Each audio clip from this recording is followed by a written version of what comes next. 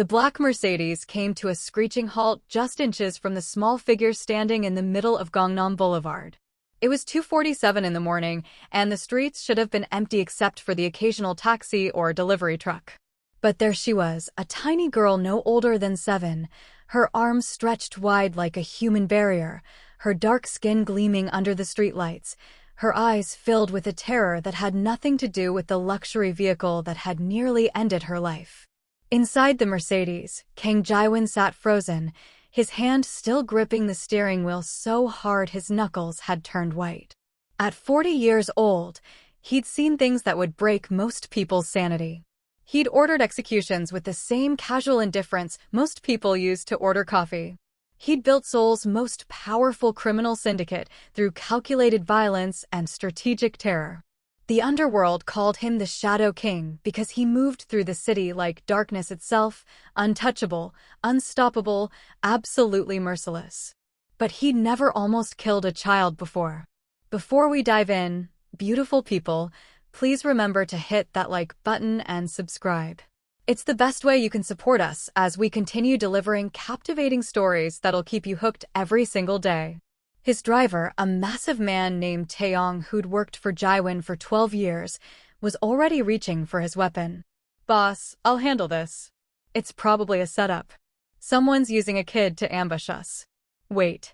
Jae-won's voice cut through the tension like a blade. Something about this felt wrong. Not dangerous wrong, but tragic wrong. The kind of wrong that made even monsters pause. He opened his door and stepped out, his expensive Italian shoes clicking against the asphalt. The girl didn't move, didn't run, didn't even flinch as 6 feet of Korea's most dangerous crime lord approached her. Instead, she started crying, tears streaming down her face, her small body trembling like a leaf in a storm. "Please, sir." Her Korean was broken, heavily accented with something African. "Please, you have to help my mama. She's dying. My daddy is killing her right now, and nobody will help us because we're foreigners. Nobody cares about us." Jae-won stopped 3 feet away from her. Behind him, his security team had exited their vehicles, weapons drawn, scanning the empty street for threats. This was insane. This violated every protocol he'd established. Never stop for strangers. Never engage with civilians. Never, ever let your guard down, not even for a crying child. But something about her desperation, about the way she stood there waiting to be run over rather than watch her mother die, made him ask the question he'd regret for the rest of his life. "What's your name?" "Grace." Her voice was barely a whisper. "Grace Okafor. And my mama is Faith Okafor. Daddy is hurting her because she found out what he does. He hurts people for money. He pretends to love women and then steals everything from them. Mama has proof, but Daddy found out, and now he's going to kill her. The Viper scam." Jae-won's mind immediately went to the romance fraud operation that had been bleeding Korean victims dry for the past 3 years. His organization had been tracking them, trying to identify the leadership, trying to find a way to eliminate competition that was making all organized crime look bad. And here was a child, standing in front of his car at nearly 3 in the morning, offering him exactly what he needed. But that's not why his heart, that frozen organ he thought had died years ago, suddenly lurched in his chest. It was because this girl, this tiny 7-year-old, had chosen him. Out of everyone in Seoul, every police officer, every social worker, every good person who might actually help her, she'd chosen to throw herself in front of a crime lord's vehicle because she believed monsters could fight other monsters. "Get in the car." Jae-won's voice was rougher than he intended. "Taeyong, clear the back seat. The girl comes with us." "Boss, this could be a trap. We don't bring civilians into our operations." "I know what this could be." Jae-won's eyes were cold enough to freeze blood. "But look at her. Really look at her. That's not acting. That's real terror.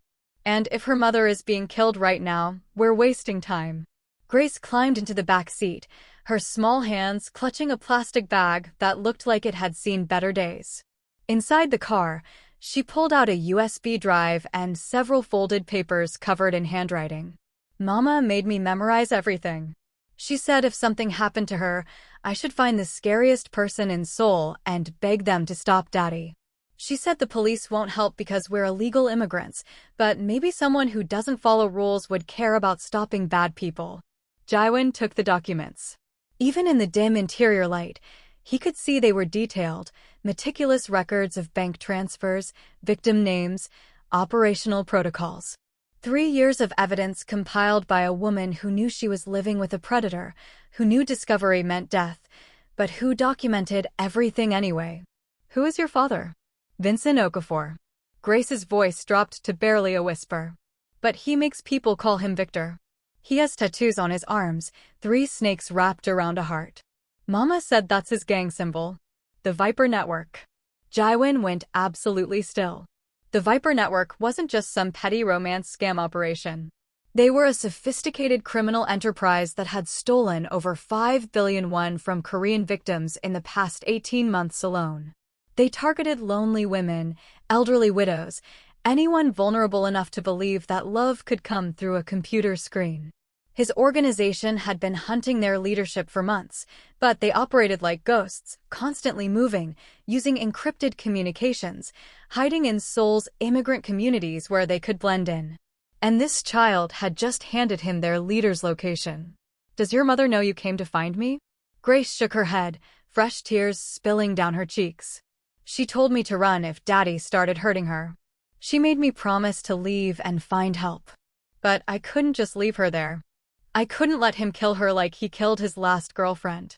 I heard him bragging about it on the phone, about how nobody cared when a Nigerian woman disappeared in Korea. Something cracked in Jaiwon's chest, something he thought had been destroyed during his own childhood on Seoul's streets, during the years of violence and betrayal that had shaped him into a monster. He pulled out his phone. Taeyong, take point in the lead vehicle. Full tactical response. Assume we're walking into an active hostage situation with armed resistance. Miho, contact Dr. Kim and tell him to prep the emergency surgical suite at our facility. Juno, call the council. Tell them I've located the Viper Network's operational head. Everyone else, weapons ready, body armor on. We move now. His men scrambled to obey, their shock obvious. In 12 years, they'd never seen their boss react to a civilian like this. Never seen him prioritize a rescue over strategic planning. Never heard emotion in his voice when discussing an operation. He looked down at Grace. Where do you live? Garabongdong. She gave an address in one of Seoul's most densely populated immigrant neighborhoods, where Nigerian, Chinese, and Southeast Asian communities overlapped in a maze of cheap apartments and struggling businesses. 3rd floor, apartment 312. Daddy's friends are there too. I saw them arrive an hour ago. They had guns. Of course they had guns. Jaiwon's jaw tightened. The Viper Network wouldn't let their leader go down without a fight. This wasn't going to be a simple extraction. This was going to be urban warfare in a residential building full of innocent civilians. What's your mother's name again? Faith Okafor. Grace grabbed his hand, her small fingers wrapping around his. Please save her. I know you're dangerous. I know you hurt people. But Mama said sometimes the most dangerous people are the only ones brave enough to fight real evil. Please don't let my daddy win. Jaiwon lifted Grace into his arms, something he'd never done in 40 years of existence. Your mother is smart and brave for documenting all this evidence. That means she's smart and brave enough to stay alive until we reach her. Hold on tight and don't let go, no matter what happens next. The convoy roared through Seoul's empty streets, running red lights, taking corners at speeds that would have terrified most people. Grace sat in Jaiwon's lap in the back seat, her arms wrapped around his neck, her face buried against his shoulder. Taeyong kept glancing at them in the rearview mirror with an expression of pure disbelief. In all his years serving the Shadow King, he'd never seen his boss hold anyone with gentleness, never seen him speak softly, never seen him show anything except cold calculation. As they approached Garabongdong, Grace directed them through the narrow streets. That building, the one with the green door. We're on the 3rd floor. Daddy's car is the black van with the Nigerian flag hanging from the mirror. Jaiwon spotted it immediately, along with 3 motorcycles and another van with tinted windows. Vincent hadn't just brought backup, he'd brought an entire cell of operatives. The convoy stopped a block away. Jaiwan handed Grace to Taeyang. You stay in this vehicle no matter what you hear. Taeyang will protect you with his life. But what about you and Mama? I'm getting your mother. Jaiwan checked his weapon, a Sig Sauer P226 he'd carried for 15 years. Then I'm going to have a conversation with your father that he won't survive. What Jaiwan didn't know, what he couldn't have anticipated, was that Vincent Okafor had prepared for exactly this scenario. The Viper Network's Korean cell consisted of 11 armed men, all of whom had nothing to lose and everything to protect. Men who'd overstayed visas, committed fraud across multiple countries, and knew that capture meant deportation and imprisonment. Men who were willing to kill to protect their operation. Jaiwan and 8 of his operatives approached the building using tactical hand signals, moving with the precision of the ex-military specialists most of them were. They reached the 3rd floor. Apartment 312's door was cracked open, light spilling into the dark hallway. Jaiwan could hear voices inside, arguing in English, then a woman's scream cut short. He signaled his team to breach. That's when the door exploded in a hail of automatic gunfire. Someone inside had been watching the street, had seen them approach, and had decided that the Viper Network's survival was worth starting a war in a residential building full of sleeping families. The hallway became a kill zone. Bullets tore through walls, shattered light fixtures, sent chunks of concrete flying. Miho went down first, taking rounds to his vest that cracked ribs even through the armor. He rolled behind a corner, gasping. Jaiwan dropped to one knee, returning fire with controlled 3-round bursts, his training overriding the adrenaline. Boss, we've got movement on the ground floor. Taeyang's voice crackled through the earpiece. They're trying to flank you from below. I'm repositing the vehicles. You need to extract now. Not without the woman. Jaiwan's response was ice cold. How many hostiles? His answer came when a homemade explosive device rolled into the hallway, a crude grenade constructed from pipe and gunpowder that the Viper Network had clearly prepared for exactly this kind of confrontation. Jaiwan had 2 seconds to react. He dove through a neighboring apartment's door, crashing through cheap wood as the hallway erupted in fire and smoke. The explosion brought down part of the ceiling. Dust and debris rained down. His ears rang so loud he could barely hear his own thoughts. But he was alive. He checked his weapon. Still functional. Status report. All units respond. Juno came through first, his voice tight with pain. I'm hit in the leg but mobile. Moving to the stairwell. Miho reported next. 2nd floor secured. 4 hostiles down. They tried to escape through the back entrance. Taeyang's voice cut through. Boss, we have a serious problem. 2 SUVs just arrived with reinforcements. More Viper Network members. This is bigger than we anticipated. You need support. Jaiwan made a split-second decision. He triggered the emergency frequency that connected to every member of his organization across Seoul. All units, this is Kong Jaiwan. Code Black. I need every available operator at my location within 8 minutes. Full combat loadout. We're at war. Code Black hadn't been activated in 5 years, not since a Chinese triad tried to establish operations in Itaewon.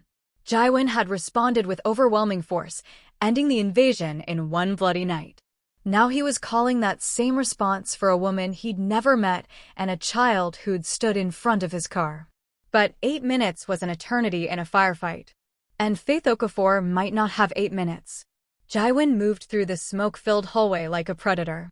He could hear panic inside apartment 312, voices arguing, someone shouting orders in broken Korean. They hadn't expected this level of resistance. They'd thought they were dealing with police who'd follow protocols and rules of engagement. They didn't realize they'd started a war with Seoul's most ruthless criminal organization. He reached the shattered doorframe. Through the smoke, he could see Faith Okafor lying on the floor, blood matting her natural hair, her face bruised and swollen, but her chest rising and falling with shallow breaths. She was alive. Standing over her was Vincent Okafor, the man from the photographs Grace had shown him. In his hand was a pistol aimed directly at Faith's head. Around him stood 6 more men, all armed, all pointing weapons at the door. They'd been waiting for someone to breach. It was an execution setup. Jaiwan smiled. Then he threw a flashbang through the door. The device detonated with a blinding flash and deafening bang that disoriented everyone inside. Jaiwan burst through before they recovered, moving on instinct and 2 decades of combat experience. His first shot dropped the man closest to Faith. His second and third shots shattered shoulders and forced the others to dive for cover. He reached Faith in 5 strides, positioning his body between her and the guns. A round caught him in the right shoulder, the impact spinning him partially around. White-hot pain exploded through his arm. His fingers went numb. But he didn't fall. He couldn't fall. Not with a dying woman on the floor behind him. Another shot grazed his ribs, tearing through his expensive suit and the flesh beneath. Jaiwan returned fire one-handed, his left hand steady even as blood poured down his right arm. 2 more Viper Network members went down. Then reinforcements arrived, but not his reinforcements.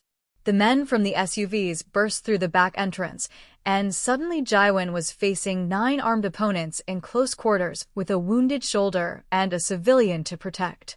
This is how I die, he thought with strange clarity. Protecting a woman I've never spoken to because her daughter believed monsters could fight evil. Then Taeyong came through the window. The massive enforcer crashed through the 3rd-story window on a rappelling line, firing a submachine gun as he descended. The Viper Network scattered, caught between Jaiwan's position and Taeyong's aerial assault. Juno burst through the front door despite his leg wound, his weapon blazing. Miho came up through a hole he'd blown in the floor from the apartment below.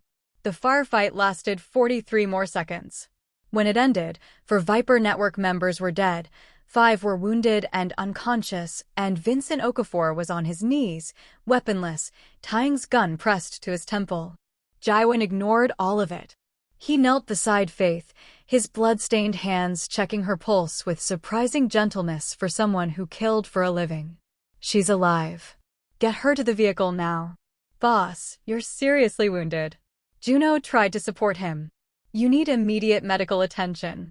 I'll survive. The woman might not. Move. They carried Faith down the stairs and into the lead vehicle. Jaiwan climbed in beside her, applying pressure to her head wound with his one functional hand. His right arm hung useless, blood soaking through his sleeve and dripping onto the leather seats. Taeyong drove like a madman, racing toward Jaiwan's private medical facility across Seoul. Grace had been watching from the 3rd vehicle, held back by strict orders. When she saw her mother being carried on a stretcher, she screamed, a sound of pure terror and desperate hope that cut through Jaiwan like nothing else had that night. Is she dead? Is my mama dead? She's not dead. Jaiwan's voice was firm despite his pain. We reached her in time. But she's badly injured. We're taking her to a hospital. What about you? Grace pointed at his blood-soaked jacket. You're bleeding so much. Are you going to die? Not today. Jaiwan tried to smile and probably looked terrifying. Your mother survived because she's a fighter. Just like her daughter, who was brave enough to stop a crime lord's car in the middle of the night. He touched her cheek with his bloody hand, leaving a smear of red that somehow looked like a blessing. They reached the facility in 9 minutes, violating every traffic law in Seoul. Dr. Kim was waiting with a full surgical team. They took Faith immediately, rushing her into an operating room. Jaiwan tried to follow, but his own men stopped him. Boss, you need treatment. That shoulder wound is arterial. You're losing dangerous amounts of blood. After the woman is stabilized. Sir, you could pass out. You could die from exsanguination. I said after the woman is stabilized. Jaiwan's voice carried enough menace to make battle-hardened killers back away. I took a bullet for her. I'm not leaving until I know she survives. His medical staff exchanged glances. They'd worked for the Shadow King for years, but they'd never seen him like this. Never seen him prioritize anyone's well-being over his own. Never seen him show emotion about anything except business and revenge. He sat heavily in the hallway outside the operating room, blood pooling on the polished floor. Grace appeared beside him, having escaped the guards meant to keep her in the waiting room. She climbed into his lap without asking, careful of his wounded shoulder. You saved her. Her voice was certain. You saved my mama like you promised. I don't break promises. Jaiwon said it like a sacred vow. Neither of them moved for the next 4 hours while doctors fought to save Faith's life. Jaiwon's men stood guard, weapons ready, because the Viper network might send more reinforcements. But mostly, they watched their boss hold a 7-year-old Nigerian girl while blood soaked through his designer suit, and they understood something fundamental had changed tonight. The surgeon finally emerged at 6:47 a.m. She'll live. The head trauma was severe but not fatal. We've stopped the internal bleeding and stabilized her vitals. She'll need extensive recovery, but barring complications, she should make a full recovery. Only then did Jaiwon allow his men to treat his wounds. Only then did he let Dr. Kim examine his shoulder, extract the bullet fragments, and suture the entry wound. Only then did he permit them to bandage his ribs and administer antibiotics and pain medication. Grace stayed with him through everything. When he winced as they dug out bullet fragments, she held his good hand. When they stitched the wound, she told him stories about her mother's cooking to distract him. When they finally finished and ordered him to rest, she curled up in the chair beside his bed and fell asleep holding his jacket sleeve like she was afraid he'd disappear. Juno, Jaiwon's second-in-command and a man who'd committed his first murder at 17, looked at the scene and shook his head. Boss, I've worked for you for 18 years. I've seen you do impossible things. But I never thought I'd see you protect a civilian at risk to your own life. I never thought I'd see you let a child touch you. What changed? Jaiwon looked at Grace's sleeping face, so peaceful now that her mother was safe. Maybe I got tired of only destroying things and wanted to save something for once. Or maybe I did it because stopping the Viper network serves my interests. Juno didn't look convinced, but he was smart enough not to push. Faith woke up 6 days later. Jaiwon was in a strategy meeting with his counsel when Dr. Kim called. The patient is conscious and asking questions. She wants to know what happened to her daughter, where she is, and the name of the man who saved her life. Jaiwon stood up in the middle of the meeting. Gentlemen, we'll continue this later. I have urgent business. The council members, some of the most powerful crime lords in South Korea, watched him leave without protest. They'd already heard the story of how the Shadow King had taken on an entire Viper network cell, how he'd taken bullets for a stranger, how he'd captured Vincent Okafor, the ghost they'd been hunting for years.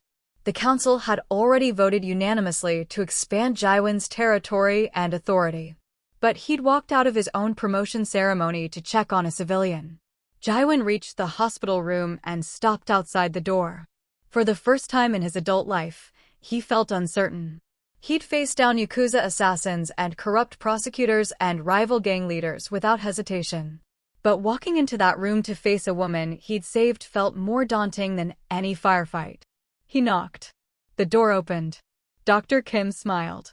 She's waiting for you. Jaiwon entered. Faith Okafor sat up in the hospital bed, her head wrapped in clean bandages, her face still showing bruises, but her eyes bright and aware. Grace was curled beside her, finally sleeping peacefully now that her mother was awake. You're the man who saved us. Faith's voice was soft, accented with Nigerian rhythms that made Korean sound musical. My daughter told me everything. How you stopped for her, how you came to rescue me, how you took bullets so I could live. I don't know how to thank someone for that. You already did. Jaiwon gestured to Grace. She stopped my car and gave me information I needed. You documented evidence for 3 years that will help me destroy a criminal network that's been plaguing this city. I'd say we're even. I don't think saving a child and her mother is equivalent to business intelligence. Faith smiled, and Jaiwon felt something shift in his chest that had nothing to do with his injuries. But I won't argue with you. You clearly don't like being disagreed with. How would you know that? Your men are terrified of you. They stand outside that door like they're guarding royalty. And Grace said even your enemies call you the Shadow King because you move through Seoul like darkness itself, untouchable and merciless. She tilted her head, studying him. But you showed mercy to us. Why? I had my reasons. I'm sure you did. Faith's eyes were too knowing. My daughter said you found the evidence I collected about Vincent's operations. I assume that's why you helped us, because it benefited your business to take down the Viper network. Partially. Jaiwon was quiet for a long moment. And the other part? Your daughter stood in front of my car at nearly 3 in the morning and trusted that I wouldn't kill her. She was 7 years old and braver than most of my enforcers. She believed I was the kind of monster who fights other monsters. He looked at Grace's sleeping face. I couldn't let that trust be meaningless. Faith's eyes filled with tears. Thank you for seeing her courage instead of just her desperation. Thank you for bringing me back to her. Thank you for being exactly what she thought you were. That's the second time someone's called me that. Jaiwon almost smiled. Your daughter said something similar. Then I taught her well. Faith reached out and touched his hand, her fingers warm despite her injuries. Whatever you need from me, whatever I can do to repay this debt, you only have to ask. There's no debt. Jaiwon stood to leave. Recover. Take care of your daughter. Stay in Korea or return to Nigeria if you choose. The Viper network is finished. Vincent is in custody and his organization is being dismantled. You're safe now. Wait. Faith's voice stopped him at the door. At least tell me your name. I should know the name of the man who saved my life. Kong Jaiwon. Thank you, Kong Jaiwon. And I think you should know that Grace has been asking about you constantly. She wants to see you again. She says you promised to keep the monsters away. I don't break my promises. Jaiwon left before Faith could say anything else. But as he walked down the corridor, he found himself thinking about her smile, about the way her accent made Korean sound like music, about the strength it must have taken to document abuse for 3 years while raising a daughter alone in a foreign country. He shook his head, trying to clear those thoughts. She was a civilian, a witness, nothing more. He had business to attend to. Specifically, he had a confession to extract. Vincent Okafor was being held in a warehouse facility on Seoul's outskirts, the kind of place where Jaiwon's organization conducted its most unpleasant business. When Jaiwon arrived, his men had already begun preliminary interrogation. Vincent sat tied to a steel chair, bloodied but defiant, his handsome face twisted with rage. Where is she? Where's Faith? What did you do to my woman? Your woman? Jaiwon walked slowly around the chair. Interesting terminology for someone you nearly beat to death. She's my property. I created her. I gave her everything. She owes me her life. She owes you nothing. Jaiwon's voice dropped to a deadly whisper. But you owe me a great deal. Information about the Viper Network's operations, your targets, your financial networks, every single person involved in your organization across 3 continents. I'm not telling you anything. You'll kill me anyway. Eventually. Jaiwon nodded. But how quickly depends entirely on how cooperative you are. My organization has perfected the art of keeping people alive and conscious through extraordinary amounts of pain. We can do this for days or weeks if necessary. And right now, I'm extremely motivated. What followed over the next 7 hours broke Vincent completely. Not through physical torture alone, though there was plenty of that. Jaiwon was an artist at psychological destruction. He made Vincent watch footage of his organization being dismantled. Made him listen to recordings of his associates confessing and implicating him. Made him understand that everything he'd built was crumbling and nothing could stop it. By hour 5, Vincent was talking. By hour 7, he was begging to tell more. He revealed names, locations, bank accounts, operational protocols. He confirmed that the Viper network had operations in 9 countries, that they'd stolen over 6 billion won from Korean victims alone, that they had corrupt officials in Nigeria and Ghana protecting their leadership. Then, in a moment of desperate defiance, he spat blood and laughed. You think you've won? I have connections. I have money hidden where you'll never find it. When I get out, I'm going to find Faith. I'm going to kill her slowly for betraying me. I'm going to sell that little brat Grace to the highest bidder. She ruined everything. The room went absolutely silent. Jaiwon's men backed away instinctively. They recognized that stillness in their boss, that absolute calm before something terrible happened. Jaiwon walked to a table where various implements were laid out. He selected a branding iron, the kind used to mark livestock. He placed it in a portable furnace and waited while it heated to glowing red. You're going to touch Faith? Jaiwon's voice was conversational. You're going to hurt that child? Let me explain something about threats, Vincent. When you threaten someone under my protection, You're not just threatening them. You're threatening me. And I don't tolerate threats. He pressed the glowing iron against Vincent's shoulder. The scream that followed barely sounded human. When Jaiwin finally removed the iron, Vincent was sobbing, begging, promising anything. I'm going to give you a choice. Jaiwin's voice was gentle, which somehow made it more terrifying. Confess everything, every detail, every name, every account, every crime you've ever committed.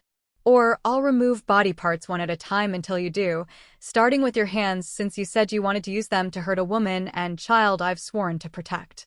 I'll tell you everything. Please, no more. And he did. For the next 9 hours, Vincent confessed everything. Jaiwin's men recorded every word, compiled evidence that would destroy the Viper network permanently. When they finished, they had enough to shut down romance scam operations across West Africa and arrest over 200 people. But Vincent's final words stayed with Jaiwin. You're in love with her, aren't you? With Faith? That's why you're so angry. You saved her and now you think she belongs to you. You're just like me, we're both criminals who take what we want. Jaiwin considered that statement. Then he picked up a knife from the table. We're nothing alike. I don't prey on the innocent. I don't abuse women. I don't threaten children. And I don't make promises I don't keep. I promised Faith she'd be safe. That means you never get the chance to hurt her again. What are you going to do? Kill me? At least then I won't rot in prison. I'm not going to kill you. Jaiwin smiled. That would be mercy. Instead, I'm turning you over to the authorities along with all your confessions. You'll spend the rest of your life being transferred between prisons in multiple countries, facing new charges everywhere you go. You'll never be free. You'll never see daylight except through bars. And every day, you'll remember that a 7-year-old girl destroyed you. Vincent started screaming curses in Igbo, in English, in broken Korean. He threatened revenge, promised to escape, swore to destroy everyone Jaiwin cared about. But his voice faded as Jaiwin walked out and didn't look back. The question about being in love with Faith bothered Jaiwin more than he wanted to admit. He went back to his compound and spent an hour washing blood from his hands, staring at his reflection. At 40 years old, he'd built an empire on violence and fear. He'd never had a serious relationship, never wanted one, never thought himself capable of caring about anyone except his organization. But he couldn't stop thinking about Faith's smile, her strength, the way she'd documented abuse while protecting her daughter, how she'd called him exactly what he was, a monster who fights monsters. He was drying his hands when one of his guards knocked urgently. Boss, there's a phone call. We told them you're unavailable, but they're insistent. I'm not taking calls. Handle it. Sir, it's the little girl. Grace. She says it's important. Jaiwin grabbed the phone. Grace, what's wrong? Is your mother okay? Grace's voice came through happy and clear. Hi, Mr. Kong. Mama's much better. Dr. Kim says we can leave the hospital next week. Mama wanted me to call and say thank you properly. She said you disappeared before she could express her gratitude. Your mother doesn't need to thank me. I'm just glad she's recovering. That's exactly what Mama said you'd say. Grace giggled. She said you'd claim you're too busy and important to accept thanks from regular people. But I wanted to say it anyway because you're my hero. You stopped your car when I begged you to, and you saved my mama's life. Jaiwin felt something crack in his chest. A 7-year-old girl thought he was a hero. Him, a man who'd ordered countless executions, whose hands would never be clean. I'm not a hero, Grace. I just did what needed to be done. That's what heroes always say in movies. Grace's voice was certain. Mama wants to talk to you when you have time. She says she needs to thank you face to face. Will you come visit us? I'll think about it. Jaiwin found himself smiling despite everything. You focus on taking care of your mother. That's the best way to thank me. After he hung up, Jaiwin stood holding the phone for a long time.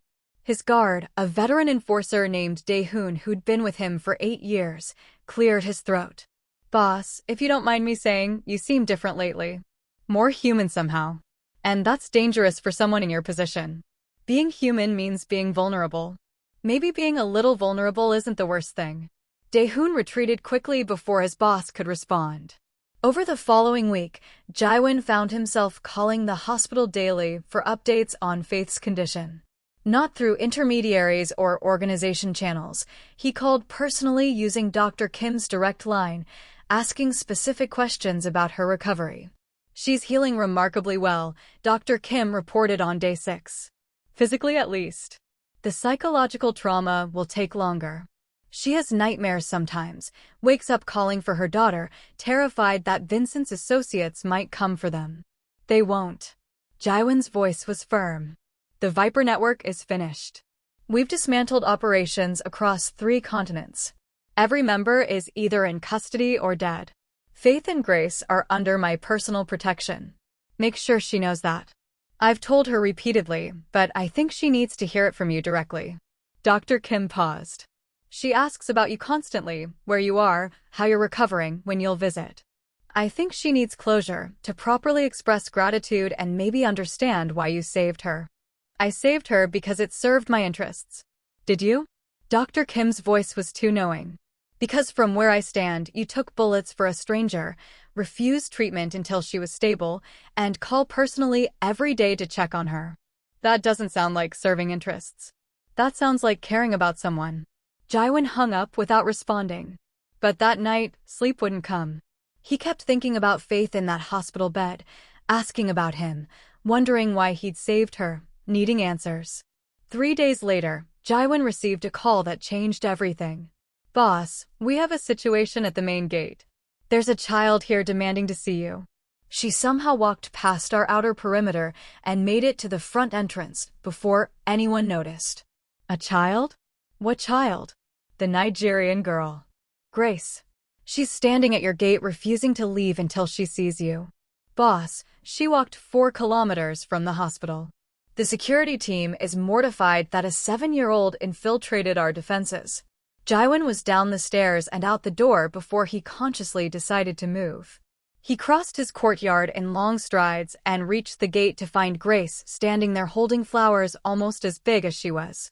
Behind her, looking sheepish, were 5 of his security personnel who'd been completely outsmarted by a child.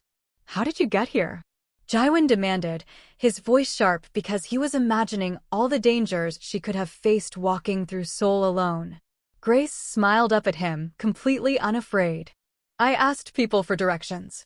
Everyone knows where the Shadow King lives. They all said I shouldn't come because you're scary and dangerous. But I told them you're my hero and heroes aren't scary to people they saved. You walked 4 kilometers alone? I wanted to thank you properly. Mama said she needed to see you too, but the doctors won't let her leave yet. So I came by myself.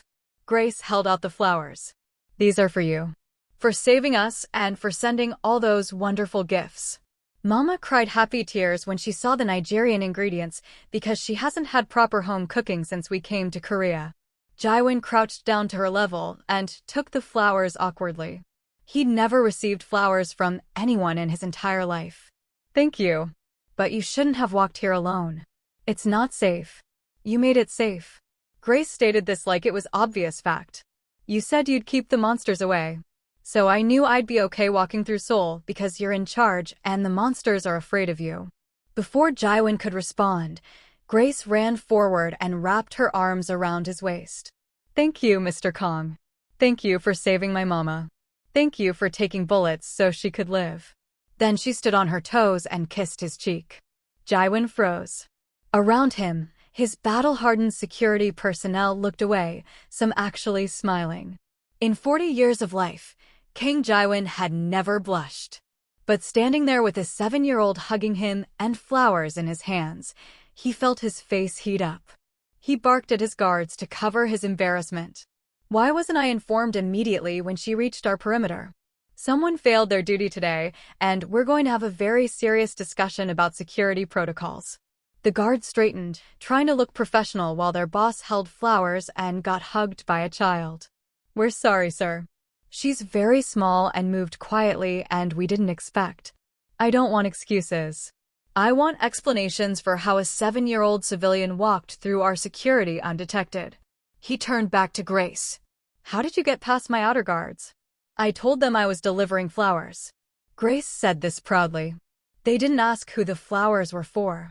They just said to be careful and pointed me in the right direction. People are very nice in Seoul when you smile at them. Jaewon made a mental note to completely retrain his security team. Then he looked down at Grace. Does your mother know you're here? Grace's confident expression faltered. Not exactly. She was resting when I left. But I left her a note saying I'd be back soon. She's going to be worried. Then you should come back with me. Grace grabbed his hand. You can tell her I'm safe and she won't worry. And she really, really wants to see you. She practices what she's going to say every day. Sometimes she cries when she practices because she's so grateful. Jaewon looked down at the small hand holding his. So trusting, so certain he was someone worth trusting. How do you know I won't disappoint you? How do you know I'm actually a good person? You took bullets for my mama. Grace said this like it explained everything. Bad people don't take bullets for strangers. Bad people don't send gifts to little girls and their mothers. Bad people don't keep promises about keeping monsters away. You're not bad, Mr. Kong. You're just scary on the outside, so bad people will be afraid of you. But inside, I think you're good. Out of the mouths of children, Dae-hoon muttered from behind them. Jaewon made another decision that surprised everyone. Fine. I'll take you back to the hospital.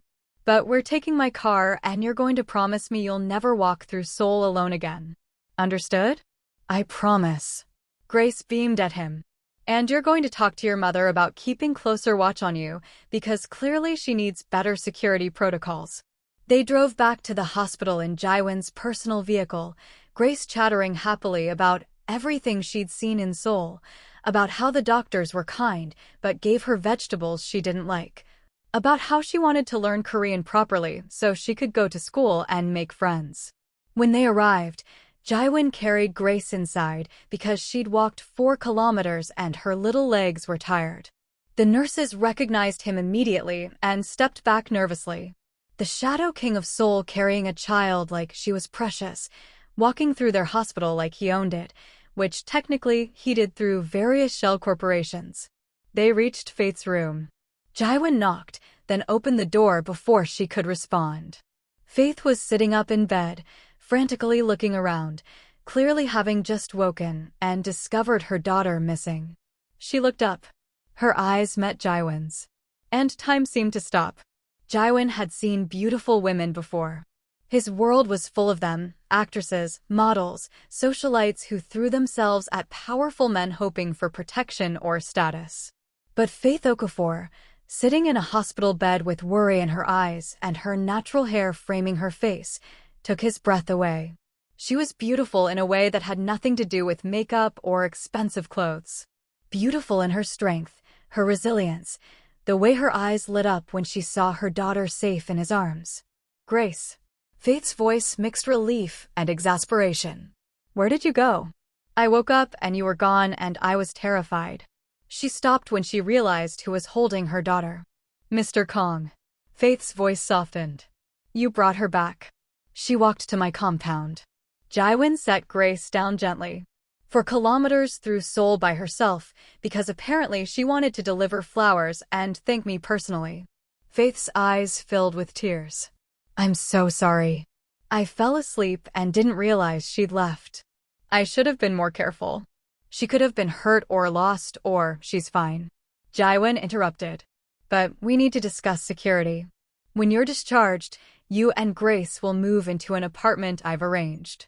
It's in a good neighborhood with excellent schools and proper security, so your daughter can't walk 4 kilometers through one of Asia's most dangerous cities unsupervised. I can't accept that. Faith shook her head. You've already done too much. The medical care, the gifts, the protection. I have no way to repay you for any of this. I'm not asking for repayment. Then what do you want? Faith looked at him directly, her eyes too knowing. Why did you save us? Why are you still helping? Why did you take bullets for a woman you'd never met? Jaewon was quiet for a long moment. Then he walked to the window, looking out over Seoul. Your daughter stood in front of my car and trusted I wouldn't kill her. She saw a monster and decided I was the kind who fights other monsters. She had every reason to fear me, but she chose courage instead. And you? He turned back to face Faith. You documented abuse for 3 years while raising a child alone in a foreign country. You collected evidence knowing discovery meant death. You taught your daughter to be brave and smart and strong. You told her where to find help when you couldn't protect her anymore. That takes more courage than anything I've ever done. So you saved us because you admired our courage? I saved you because your daughter reminded me that courage isn't just about violence and power. It's about a 7-year-old standing in the middle of a highway. It's about a mother protecting evidence instead of herself. He moved closer to the bed. I've spent 40 years building an empire on fear. Then your daughter looked at me and saw something worth trusting. I couldn't let that trust be meaningless. Faith smiled, and Jaiwin felt that crack in his chest widen. You're a good man, Kong Jaiwin. Even if you don't believe it yourself. I'm not a good man. I've done terrible things. I will continue to do terrible things because that's what my world requires. Then you're a bad man who does good things sometimes. Faith reached out and touched his hand. And maybe that's enough. Jaiwin looked down at her hand on his. So small, so warm, so alive because he'd taken bullets to keep her that way. I need to go. I have business to attend to. My men will be stationed outside this hospital until you're discharged. When you're ready to move, they'll handle everything. Wait. Faith's grip tightened. At least tell me when I can see you again. So I can thank you properly. So I can understand the man who saved my life. You just did understand me. That's more than most people get. Jaiwin left before she could say anything else. But as he walked down the corridor, he could feel her eyes on his back, could feel something shifting inside him that he didn't understand and didn't want to acknowledge. Grace ran after him. Mr. Kong, will you come visit us again? We'll see. Jaiwin said, which wasn't no and wasn't yes. Mama really likes you. Grace said this in a stage whisper. She talks about you all the time. She says you're mysterious and dangerous, but also kind. She says she's never met anyone like you. Your mother should focus on recovering, not on me. But what if we want to focus on you? What if we want you to be part of our family? I'm not family material, Grace. I'm a criminal who destroys things. You saved us. That's creating something, not destroying it. Grace hugged him one more time. Thank you for bringing me home safely. Jaiwin drove back to his compound and spent the rest of the day trying to focus on business. But his mind kept wandering to Faith's smile, to her hand on his, to her words about bad men doing good things. That night, he lay awake staring at the ceiling. 40 years old, one of Seoul's most powerful crime lords, more money than he could spend in 10 lifetimes, more influence than most politicians, and for the first time in his life, he felt lonely. His phone rang at 11 p.m. He answered without checking the caller ID. Yes. Grace's voice came through, sleepy and young. Hi, Mr. Kong. I can't sleep. I keep having bad dreams about Daddy. Can you tell me a story? I don't know any children's stories. Then tell me a grown-up story. Tell me how you became the Shadow King. And Jaiwin, who never shared personal information with anyone, found himself telling a 7-year-old Nigerian girl about his childhood.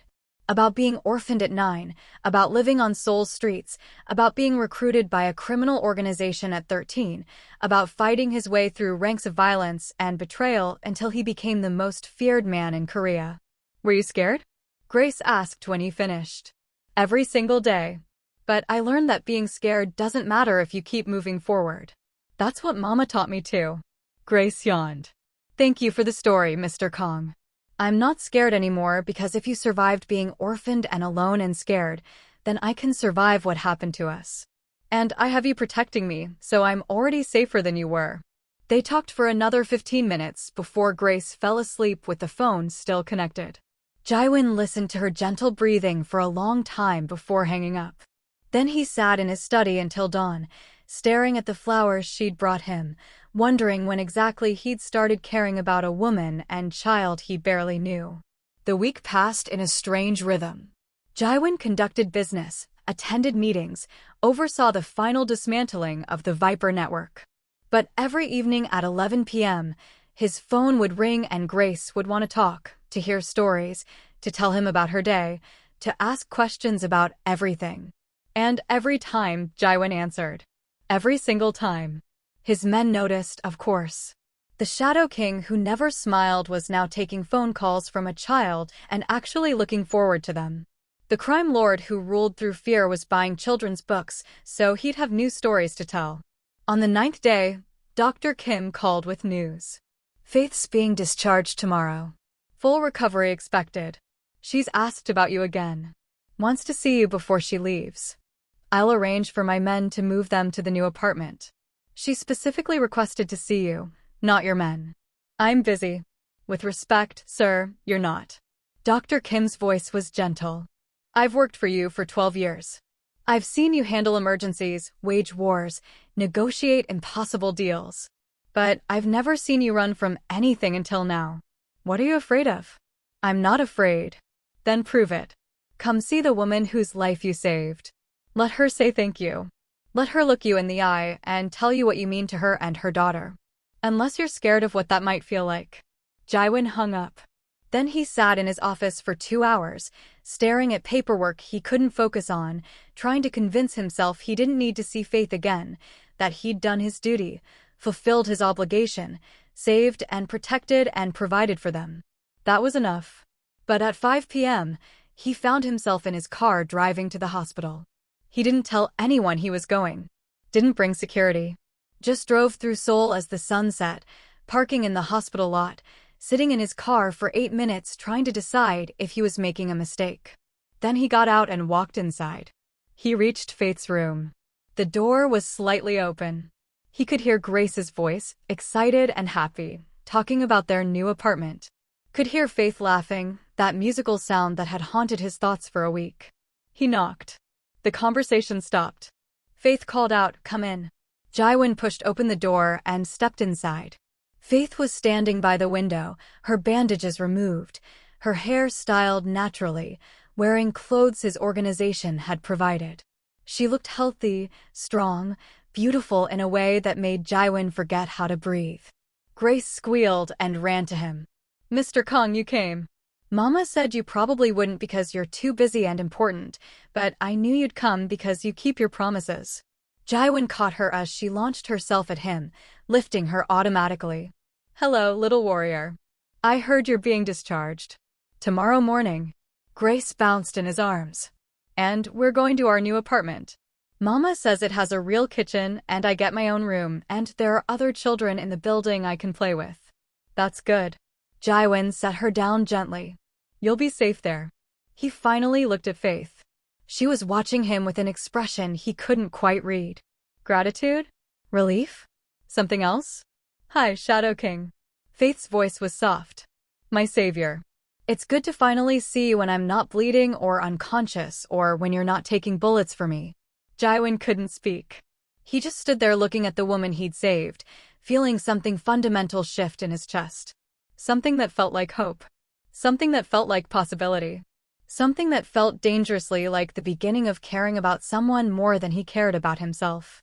And in that moment, Kang Jaiwon, the Shadow King of Seoul, the crime lord who'd never felt anything except anger and ambition, realized he was in serious trouble. Because Faith Okafor was smiling at him like he was worth saving too. Make sure you hit that like and subscribe button right now because this story doesn't end here. Trust me when I say part 2 will leave you absolutely breathless.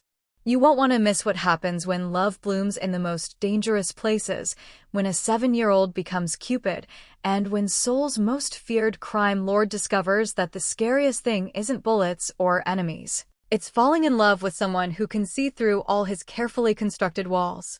Hit that notification bell because the next chapter of Grace, Faith, and Kang Jaiwon's story will be dropping soon, and your heart isn't ready for what's coming.